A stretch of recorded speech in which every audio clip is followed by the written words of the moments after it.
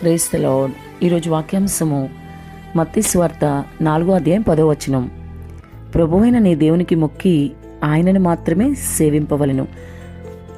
ఈ మాట నుండి, ఈ వాక్య భాగం నుండి ప్రభు మనతో ఏం మాట్లాడతారో చూద్దాం. మరి ఎంత చక్కని మాట. ప్రభువైన నీ దేవునికి మొక్కి ఆయనను మాత్రమే సేవింపవలను. ఈరోజు ప్రతి క్రైస్తవుడు కూడా ఈ పని చేయగలిగితే చాలా సంతోషమే. కానీ చాలామంది క్రైస్తవులు ఈ విధంగా చేయడం లేదు. అందుకే ప్రభువు వారిని బట్టి బాధపడుతూ ఉన్నాడు. ఆయన్ని మాత్రమే మొక్కేవారు ఎంతమంది ఉన్నారు? లోకంలో అన్నీ కావాలి, ప్రభువు కావాలి అనేవాళ్లే చాలామంది ఉన్నారు. ప్రియ సహోదరి, సహోదరుడా, మరి ఈరోజు నీ పరిస్థితి ఏంటి?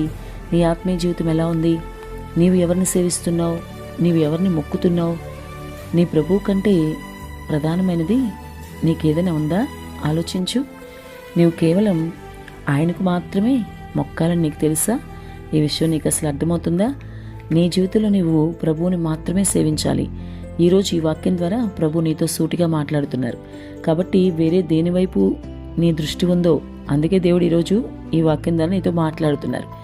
దేని మీద దృష్టి ఉంచకుండా నీ ప్రభు మీద దృష్టి ఉంచు. ఈ లోకంలో ఏదైనా సరే అశాశ్వతమైనవి, పాడైపోయేవి.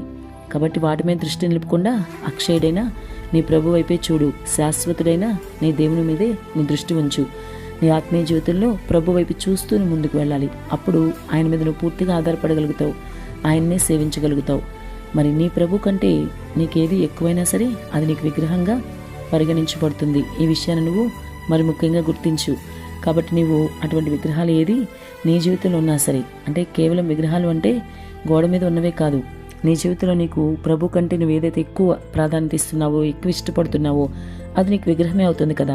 అలాంటివి ఏమున్నా విడిచిపెట్టమని ప్రభు నీతో మాట్లాడుతున్నారు. వాక్యం నీ ఎందుకు వస్తుంది? సరిచేసుకోవడం నేర్చుకో. నీవు ఆయన్ని మాత్రమే సేవిస్తే ఏం జరుగుతుందో తెలుసా? ఆయనే నిన్ను కాపాడుతాడు, ఆయనే నిన్ను పోషిస్తాడు, ఆయనే నిన్ను రక్షిస్తాడు, ఆయనే నిన్ను విమోచిస్తాడు.